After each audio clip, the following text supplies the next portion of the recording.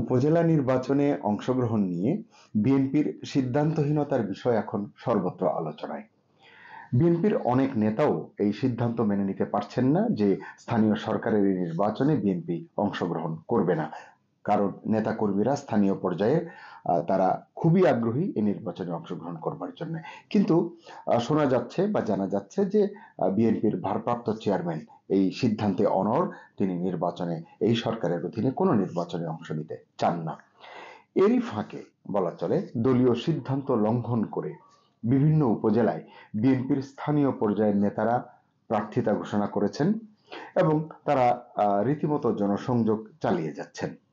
অবশ্য তাদেরকে বিএনপির উচ্চ পর্যায় থেকে সবুজ সংকেত দেওয়া হয়েছে বলে কেউ কেউ দাবি করছেন। অনেকের পেছনে কেন্দ্রীয় অনেক নেতার আশীর্বাদ কিংবা নীরব সম্মতি রয়েছে, এমনটাও শোনা যাচ্ছে। নির্বাচনে অংশগ্রহণ করা না করা নিয়ে স্থায়ী কমিটির সভায় ব্যাপক আলোচনা হয়েছে। একাধিকবার এই আলোচনাগুলো এসছে, গণমাধ্যমে এগুলো উঠে এসেছে।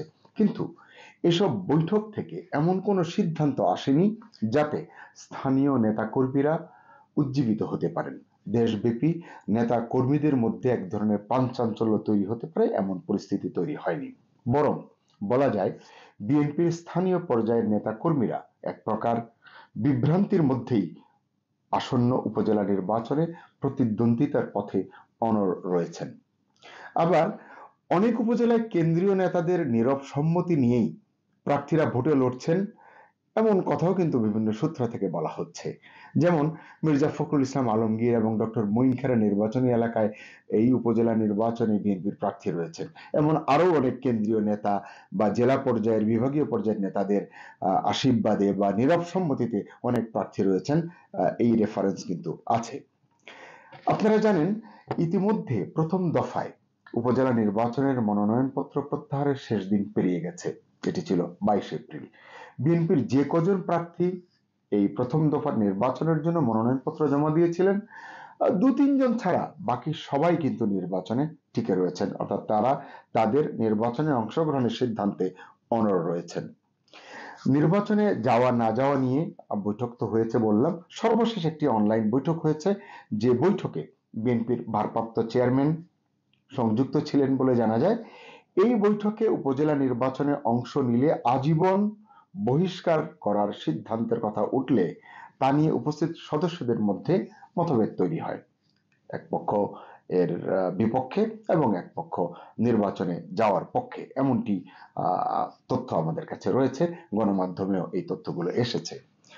অবস্থা দৃষ্টে যেটি মনে হচ্ছে যে বিএনপির কেন্দ্রীয় এবং স্থানীয় পর্যায়ের অনেক নেতা হাইকমান্ডের সিদ্ধান্ত মেনে নিতে পারছেন না, বরং উপজেলা নির্বাচনে অংশগ্রহণের পক্ষে তারা একাধিক যুক্তি দেখাচ্ছেন।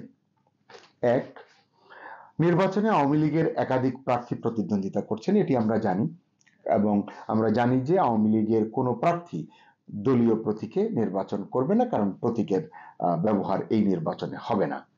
তাই বিএনপির প্রতিদ্বন্দ্বী প্রার্থীরা মনে করছেন খুব সহজেই তারা আওয়ামী লীগের প্রার্থীদের হারাতে পারবেন, কারণ তাদের মধ্যে অনেক বিভক্তি রয়েছে একাধিক প্রার্থী থাকার কারণে। দুই, বিএনপির একটি ভোট ব্যাংক আছে, এটি আমরা সকলেই জানি। বিএনপির অংশগ্রহণকারী প্রার্থীরা এটি মনে করছেন যে তারা ভোটারদের সঙ্গে কথা বলেছেন এলাকায় এলাকায়, তারা মনে করেন যে ভোটাররা চান বিএনপির প্রার্থীরা নির্বাচনে, মানে আসন্ন উপজেলা নির্বাচনে তারা প্রতিদ্বন্দ্বিতা যেন করেন, এটি তারা চান, কারণ তারাও তাদের ভোটাধিকারটি প্রয়োগ করতে পারেন। তিন, স্থানীয় পর্যায়ের কর্মী সমর্থকদের মধ্যে চাঞ্চল্য এবং উদ্দীপনা সৃষ্টির জন্য নির্বাচনে অংশ নেওয়া প্রয়োজন বলে বিএনপির এই নির্বাচনে অংশগ্রহণকারী বা আগ্রহী প্রার্থীরা মনে করছেন, নেতারা মনে করছেন, কর্মীরা মনে করছেন। চার, তারা মনে করছেন যে সংগঠন গোছানোর জন্য স্থানীয় নির্বাচনের বিকল্প নেই।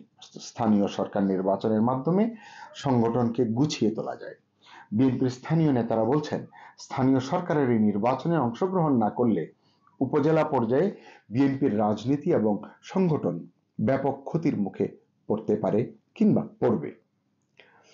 এইসব বিষয় নিয়ে তো অনেক আলাপ আলোচনা হচ্ছে, তবে রাজনীতির যে বিশ্লেষক যারা আছেন তাদের সিংহভাগ অনেকেই বলছেন যে আজীবন বহিষ্কার করার দলীয় সিদ্ধান্ত ঘোষণার পরও স্থানীয় পর্যায়ের রাজনীতিতে নিজেদের অস্তিত্ব টিকিয়ে রাখতেই আগ্রহী প্রার্থীরা নির্বাচনে থাকতে চাইছেন।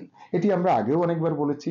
17 বছর ধরে বিএনপি ক্ষমতার বাইরে, তৃণমূল পর্যায়ে ইউনিয়ন বলুন, উপজেলা বলুন, জেলা বলুন, এই পর্যায়ে বিএনপির নেতাকর্মীরা এক ধরনের হতাশার মধ্য দিয়ে দিন পার করছেন এবং বিভিন্ন সময় নির্বাচনে অংশগ্রহণ করা না করা নিয়ে দ্বিধাদ্বন্দ্বের মাধ্যমে যে নেতৃত্ব যে সিদ্ধান্তগুলো দিচ্ছে, এতেও কিন্তু তৃণমূলের নেতাকর্মীরা এক প্রকার হতাশ। যাই হোক, ভিডিও বড় না করি। এখন প্রশ্ন হচ্ছে, বিএনপি কি শেষ পর্যন্ত এই যে বহিষ্কারের যে কথা বলছে, আজীবন বহিষ্কার করা হবে, এই সিদ্ধান্তে অটল থাকবে? যদি থাকে, তাহলে স্থানীয় পর্যায়ে বিএনপির আগামী দিনের রাজনীতি এবং সাংগঠনিক অবস্থান কেমন হবে?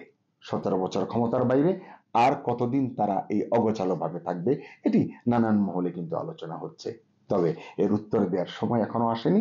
অপেক্ষা করা ছাড়া এর কোনো উত্তরই এখন আসলে দেয়া সম্ভব নয়। আপনাদের ধন্যবাদ।